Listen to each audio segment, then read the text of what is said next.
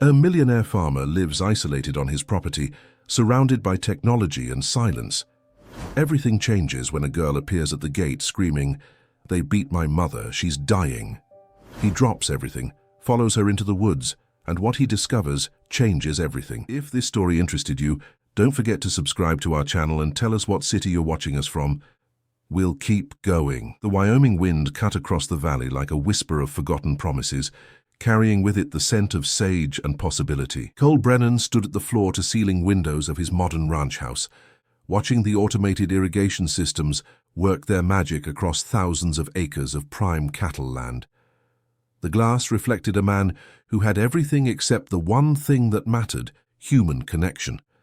His grandfather's empire had fallen into his hands 5 years ago, along with the burden of maintaining it alone. Technology replaced what people used to do. Drones monitored the herds instead of cowboys. Automated gates opened and closed on schedules programmed months in advance. Even his meals arrived through a delivery service twice weekly, carefully packaged and requiring minimal interaction. It was efficient. It was lonely. It was exactly what he told himself he wanted. The intercom buzzed at 3:47 on a Tuesday afternoon, an unusual occurrence that made Cole's heart skip with something between annoyance and curiosity. The screen showed a small figure at the main gate, a child, no more than 7 years old, with tangled dark hair and a dirt-smudged face. Her chest heaved with exertion, and tears carved clean paths down her dusty cheeks. Cole's finger hovered over the dismiss button, the same button he'd pressed countless times when reporters or curious neighbors tried to breach his carefully constructed solitude. But something in the child's eyes stopped him. Desperation. Pure, unfiltered desperation that bypassed every wall he'd built around himself. He pressed the intercom button with a reluctance that felt like surrendering a piece of armor. The child's voice came through crackling and breathless, words tumbling over each other in panic. Her mother was sick, she said, really sick, and they needed help, and she'd run so far and she didn't know what else to do. And please, could someone help, because the adults in town wouldn't listen, and the doctors wanted money they didn't have. And her mama kept saying everything would be fine, but it wasn't fine. Nothing was fine. Cole listened to the cascade of words, each one chipping away at the fortress of indifference he'd maintained for half a decade. The child's name was Emma. Her mother's name was Sarah. They were living in the old Weatherby cabin at the edge of the national forest, a structure Cole knew had been abandoned for years after the previous owner moved east. Against every instinct that screamed at him to stay isolated, to avoid complications, to maintain the carefully balanced ecosystem of his solitary existence, Cole found himself grabbing his truck keys. The Tesla pickup hummed to life with barely a whisper, a stark contrast to the roar his grandfather's old Ford used to make. Emma climbed into the passenger seat without hesitation, her small hands gripping the edge of the leather seat as if afraid he might change his mind. She directed him down rarely used service roads, through stands of aspen that had turned golden in the early autumn chill, past meadows where his cattle grazed oblivious to the human drama unfolding nearby. The cabin appeared after 20 minutes of careful driving, a structure that had seen better decades slouching against the hillside like a tired old man.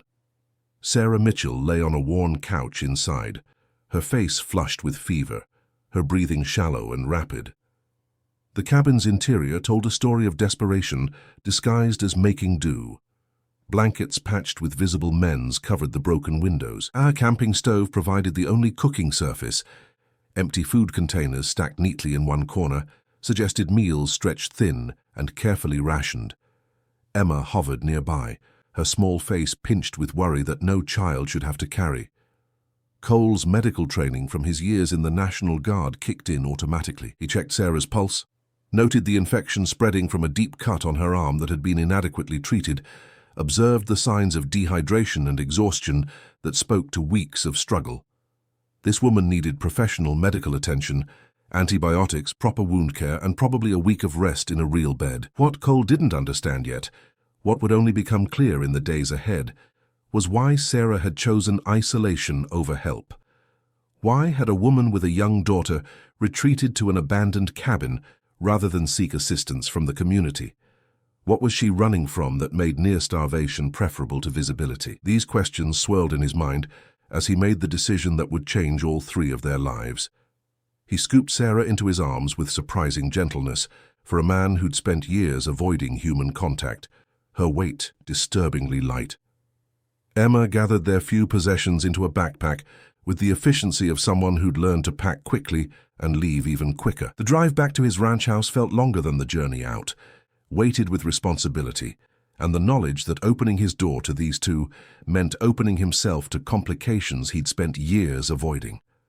The automated gate swung open as they approached, sensors recognizing his vehicle, granting entry to a sanctuary that was about to become something entirely different. The guest suite had remained untouched for 3 years, a testament to Cole's commitment to solitude. Now it hummed with unexpected life as he settled Sarah onto the king-sized bed and activated the smart home's climate controls to warm the room to optimal recovery temperature. Emma stood in the doorway, her small frame silhouetted against the hallway light, watching with eyes that had seen too much uncertainty. Cole moved with methodical efficiency, drawing on half-remembered training as he cleaned and properly dressed Sarah's infected wound, administered fever reducers from his extensive first aid supplies, and set up an IV drip for rehydration that he'd learned to manage during his time overseas. The infection wasn't severe enough to require hospitalization, but it had been neglected long enough to become dangerous. Another few days without intervention, and the story might have ended very differently. Sarah drifted in and out of fevered consciousness throughout the first night, murmuring fragments of sentences that painted an incomplete picture. References to someone named Marcus, mentions of papers and lawyers. The word trapped repeated like a mantra. Cole sat in the leather chair by the window, monitoring her vitals through the night while Emma slept curled in a nearby recliner, her small hand clutching a worn stuffed rabbit. The child had refused to leave her mother's side, her loyalty absolute and heartbreaking. As dawn broke over the Wind River range, painting the snow-capped peaks in shades of rose and gold, Cole found himself studying the sleeping pair with something uncomfortably close to tenderness. They'd disrupted his carefully ordered existence in less than 24 hours, bringing chaos and vulnerability into spaces designed for perfect control. By the 3rd day, Sarah's fever broke, leaving her weak but coherent. She woke to find Emma asleep beside her on the massive bed and Cole reviewing ranch data on his tablet across the room. The confusion in her eyes gave way to panic as she tried to sit up too quickly, defensive words forming on her lips before Cole raised a calming hand. He explained simply what had happened, how Emma had found him, how he'd brought them here, how her wound had been treated. Sarah's shoulders sagged, with something that looked like relief mixed with resignation, as if she'd been running so long that being found carried its own strange comfort. Her voice, when she finally spoke, was hoarse from fever and disuse. She asked if he'd called anyone. He hadn't. She asked if he planned to. He hadn't decided. The conversation that followed came in fragments over several days, pieces of a puzzle Sarah revealed only when Emma was distracted with the ranch's wonders. Her husband Marcus had been a geologist, brilliant and ambitious, working for a small independent firm that did survey work for mining companies. 2 years ago, he'd discovered something significant on what used to be Sarah's family property, a small 40-acre plot in the foothills with an old farmhouse where she'd grown up. Rare earth minerals, lithium deposits, the kind of discovery that could transform a struggling family's future if handled correctly. Marcus had documented everything meticulously, created detailed maps, filed preliminary claims with the county.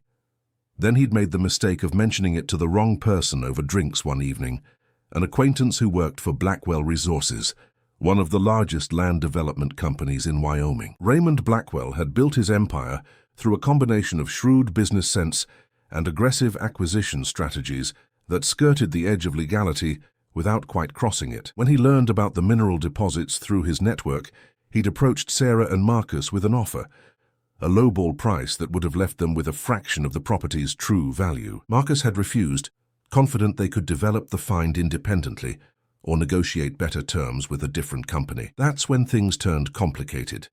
Blackwell's lawyers filed competing claims. County permits Sarah and Marcus needed were mysteriously delayed. Their small business loan application was denied without clear explanation. Marcus's employment suddenly terminated for alleged contract violations. The pressure mounted systematically, professionally, legally. No laws broken, just the weight of a powerful man's resources. bearing down on people with nowhere near enough capital to fight back. Then, Marcus disappeared. Not in the dramatic sense, not the way stories usually tell it, but in the way that happens when a man realizes he's drowning and makes a choice. He left a note saying he couldn't take the pressure anymore, that he was sorry, that they were better off without him dragging them down. Sarah tried to find him, spent months following leads that went nowhere, until Emma's needs became more immediate than her husband's absence. With no income, no support, and Blackwell's legal team still circling like patient vultures, Sarah had retreated to the only place she could think of, the abandoned cabin on land Blackwell hadn't managed to acquire yet. She'd been hiding there for 4 months, working odd jobs under the table in nearby towns, keeping Emma out of school to avoid paperwork that might reveal their location, hoping somehow the situation would resolve itself, even as she knew it wouldn't. Cole listened to all of this with a growing anger he hadn't felt in years, the kind of anger that came from watching someone with power abuse it against those with none. He'd left active duty because he was tired of fighting other people's battles, tired of the moral complexity of choosing sides in conflicts where everyone claimed righteousness. He'd retreated to his ranch to avoid exactly this kind of entanglement. But sitting across from Sarah, watching Emma draw pictures of horses at his kitchen counter with expensive markers from his rarely used office supplies, Cole felt something shift in his chest, something that felt uncomfortably like purpose. He made a decision then, one he'd later identify as the moment his carefully constructed isolation truly ended. He told Sarah they could stay. He told her he'd help figure out the legal situation. He told her that under his roof, Blackwell's lawyers couldn't touch them without going through him first, and his family name still carried enough weight in Wyoming to make that a complicated proposition. The following weeks brought an unexpected rhythm to the ranch that Cole had never anticipated experiencing again. Emma proved to be a force of nature contained in a 7-year-old body, her curiosity boundless and infectious. She followed him during his morning inspections of the cattle operation, asking questions about everything from how the automated feeding systems worked to why the sky looked different colors at different times of day. Her constant presence should have been an irritation, a disruption to routines he'd perfected over years. Instead, Cole found himself explaining things with a patience he didn't know he possessed, showing her how to check the drone cameras, teaching her the names of different cattle breeds, letting her help collect eggs from the small chicken coop he'd maintained more out of habit than necessity. Sarah recovered slowly, her strength returning in increments as the infection cleared, and proper nutrition replaced weeks of barely adequate meals. She insisted on earning her keep, despite Cole's protestations, and gradually took over the ranch's meal preparation, transforming his utilitarian approach to eating into something that resembled actual cuisine. The kitchen filled with smells that hadn't existed in the house for years, bread baking, vegetables roasting, stews simmering. She organized his chaotic pantry, created actual meal plans, and somehow made the industrial-sized kitchen feel warm and lived in. In the evenings, she'd sit at the dining table with Emma, working through educational materials Cole ordered online to keep the child's schooling on track. Her gratitude manifested in small ways, a perfectly pressed shirt appearing in his closet, his favorite coffee blend stocked before he realized it was running low, the subtle reorganization of spaces to make them more functional without asking permission. The house itself seemed to wake from hibernation. Emma's drawings decorated the refrigerator, a gallery of horses and mountains and stick-figure families that Cole pretended not to notice but found himself studying when no one was watching. Sarah's books appeared on the coffee table, well-worn paperbacks about geology and history that she read in the evenings while Emma colored. The television, dusty from disuse, played animated movies at Emma's request, filling the living room with laughter and dialogue Cole had spent years avoiding. He caught himself smiling at inappropriate moments, forgetting to check his usual news feeds, staying up later than his optimized sleep schedule recommended, just to finish a story he was reading aloud to Emma. It was domestic. It was comfortable.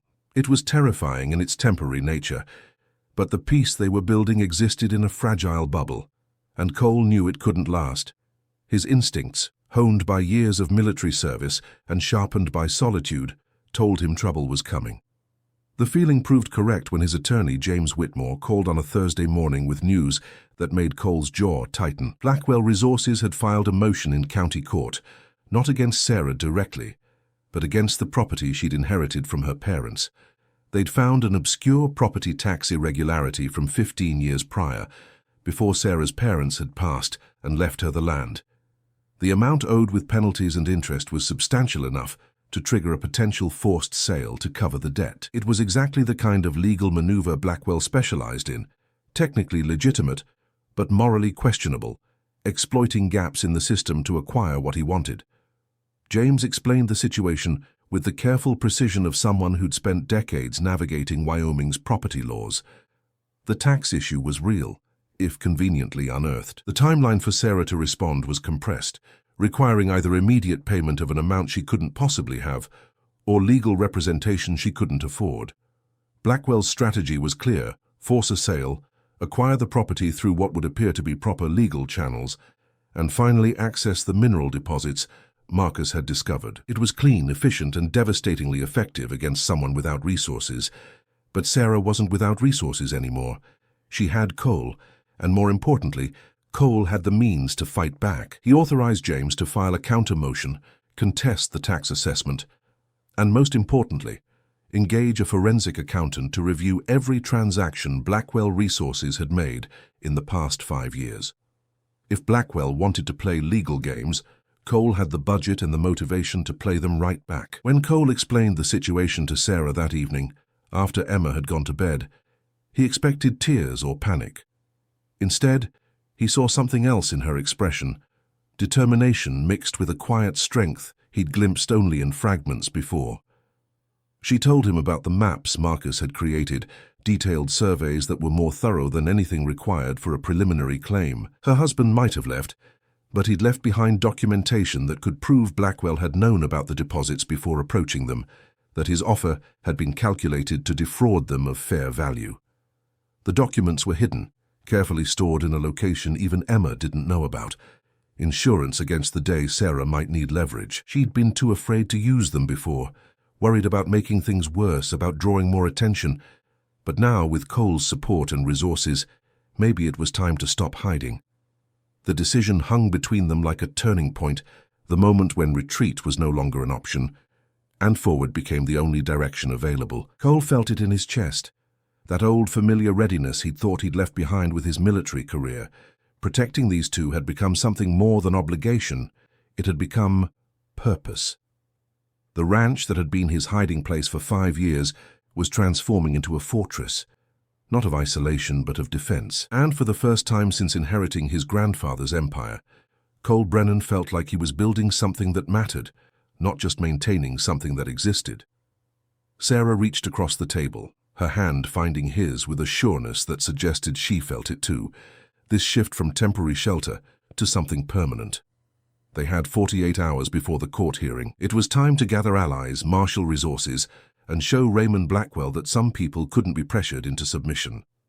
The wind outside picked up, rattling the windows with autumn's promise of winter, but inside the ranch house, something warmer than any thermostat could provide had taken root. Cole spent the next morning making calls to people he hadn't spoken with in years, reaching back into a past he'd deliberately left behind.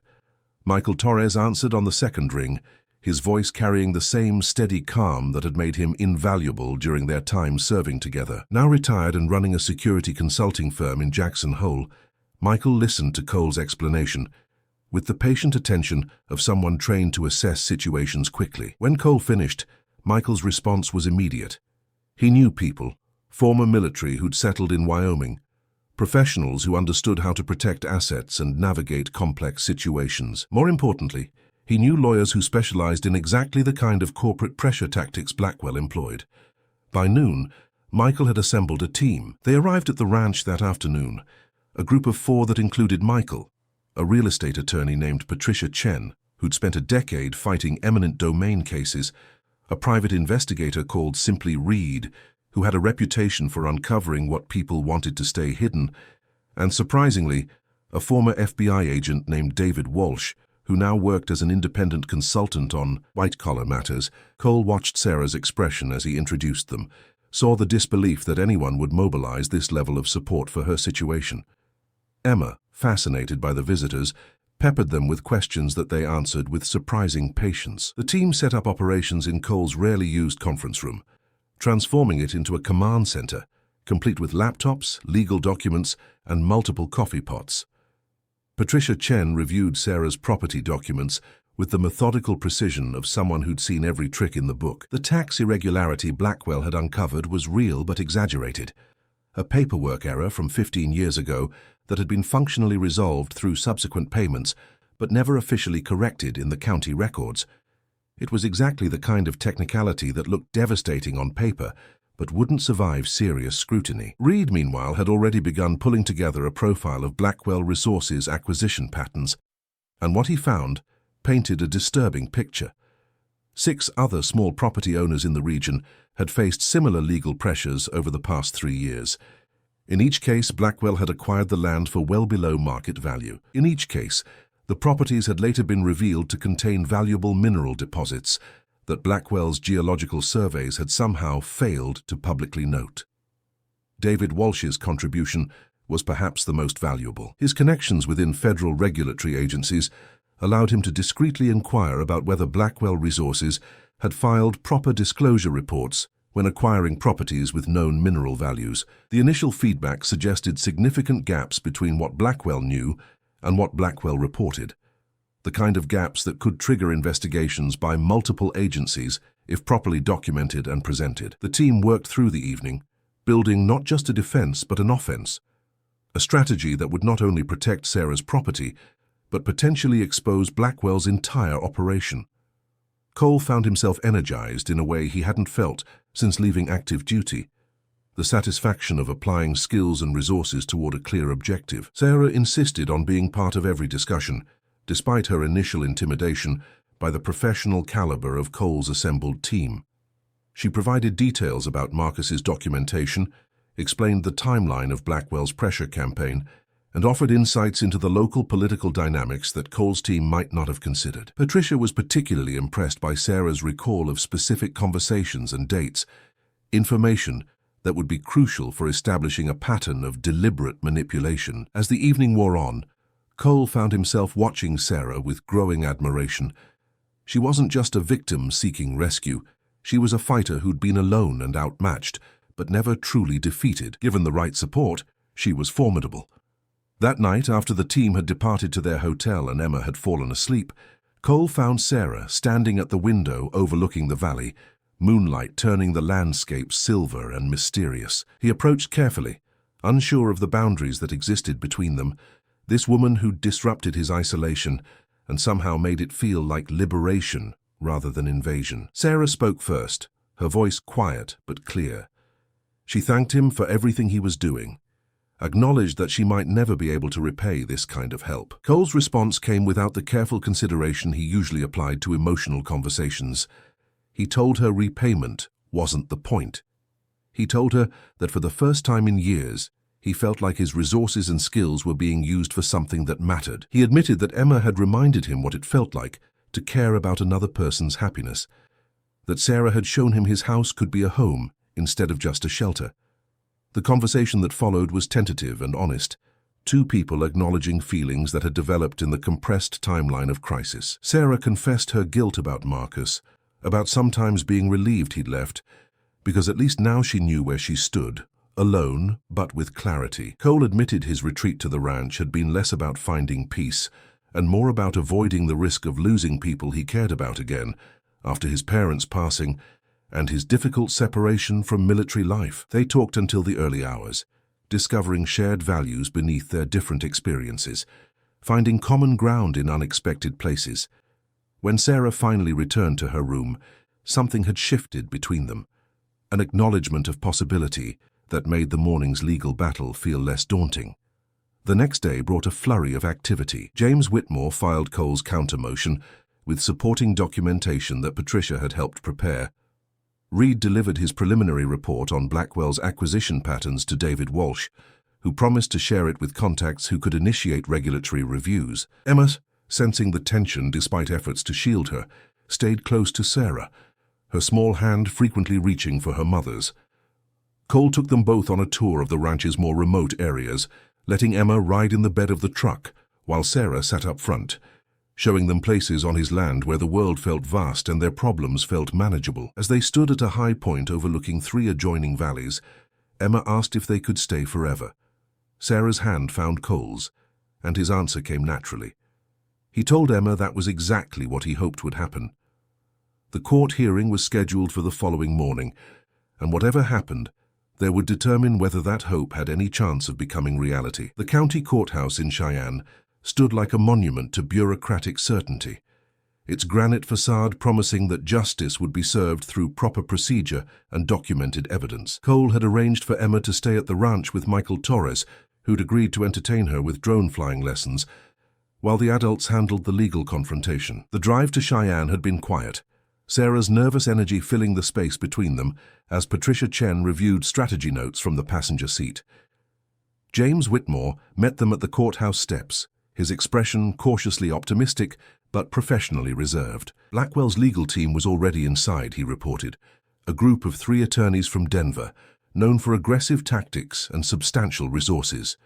The courtroom itself was smaller than Cole expected, an administrative hearing room, rather than the dramatic spaces television shows depicted. Judge Morrison, a woman in her early 60s with steel-gray hair and sharp eyes, presided with the efficient manner of someone who'd seen every trick and wasn't impressed by any of them. Blackwell himself sat behind his attorneys, a man in his 50s with the polished appearance of someone who'd long ago learned that looking respectable was half the battle. His expression when he saw Sarah was complicated, recognition mixed with irritation, as if a problem he thought he'd solved kept reappearing. When his eyes moved to Cole, something else flickered there, calculation as he reassessed the situation now that Sarah had powerful backing. The proceedings began with Blackwell's lead attorney, a man named Thornton, presenting their case. He spoke with practiced smoothness about property tax irregularities, legal obligations, and the unfortunate necessity of enforcing county regulations. He made it sound reasonable, inevitable, a simple matter of following established procedures.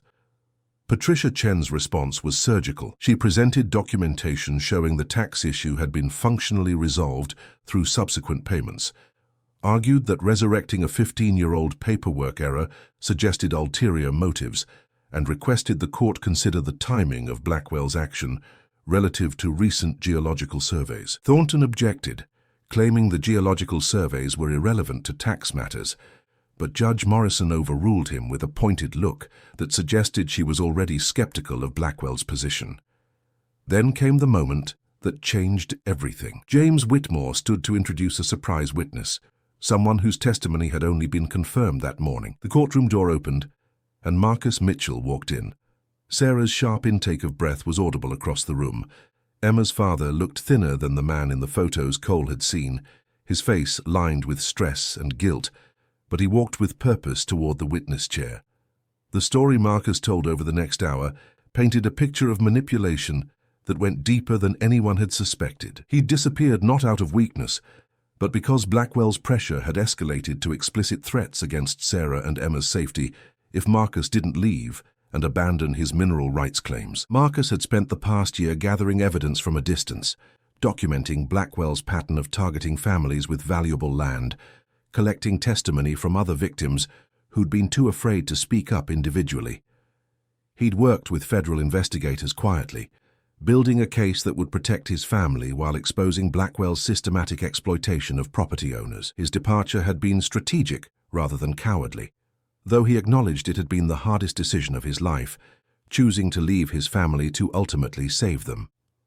David Walsh, Cole learned, had been aware of Marcus's investigation for months, had even been coordinating with him, but couldn't reveal it until Marcus was ready to come forward publicly with federal protection in place. The revelation electrified the courtroom. Blackwell's attorneys scrambled to object, to argue relevance, to stop the testimony, but Judge Morrison allowed Marcus to continue. He presented geological reports proving Blackwell had conducted surveys before approaching property owners, offered contracts showing deliberate undervaluation, displayed email correspondence revealing coordination with local officials to delay permits and create financial pressure. The evidence was overwhelming and damning. When Marcus finished, Thornton requested a recess to consult with his client. The judge granted 30 minutes. Cole watched Sarah, saw the complex emotions playing across her face as she stared at the man who'd left her and now returned as something between savior and stranger. During the recess, Marcus approached Sarah with obvious trepidation. Their conversation happened in a corner of the hallway, Cole maintaining a respectful distance, but ready to intervene if needed. He couldn't hear the words, but he saw Sarah's tears, saw Marcus's obvious remorse, saw the moment when she seemed to make a decision. When they rejoined the group, Sarah's expression was composed. She explained to Cole that Marcus had protected them the only way he knew how, that his leaving had been a sacrifice rather than abandonment, but that the year apart had revealed truths neither of them wanted to ignore. They'd grown in different directions. The love that had brought them together had transformed into something else, respect and co-parenting, but not partnership. Marcus agreed, his relief visible, as if he'd feared Sarah's hatred more than her disappointment. When court resumed, Thornton announced that Blackwell Resources was withdrawing their claim and discontinuing all proceedings against the Mitchell property. Judge Morrison accepted the withdrawal, but added that copies of all testimony would be forwarded to appropriate state and federal authorities for review. She looked directly at Blackwell as she said it, her meaning unmistakable. Outside the courthouse, Marcus finally met Cole, thanked him for protecting his family when he couldn't, asked if they could talk about Emma and co-parenting arrangements. Cole agreed, surprised by his own lack of territorial feeling. Marcus was Emma's father, and Emma needed that relationship. What Cole and Sarah had built wasn't threatened by Marcus's presence. It was something entirely separate, something that had grown in the space Marcus's absence had created. The drive back to the ranch felt surreal, victory mixed with the complex emotions of Sarah's reuniting with Marcus, even just as co-parents. She sat quietly for most of the journey, processing a year of fear and anger and confusion now replaced with resolution. Finally, she turned to Cole, her voice steady. She told him Marcus would always be Emma's father, would always be someone she cared about, but that the future she wanted was here, with Cole, building something new rather than reconstructing something that had ended. Cole's response was simple. He told her he knew, that he'd known from the moment he saw her with Marcus, that whatever existed between them belonged to the past. What they were building together was entirely their own. Sarah smiled then, the first genuine, relaxed smile he'd seen since the day Emma appeared at his gate, and reached for his hand.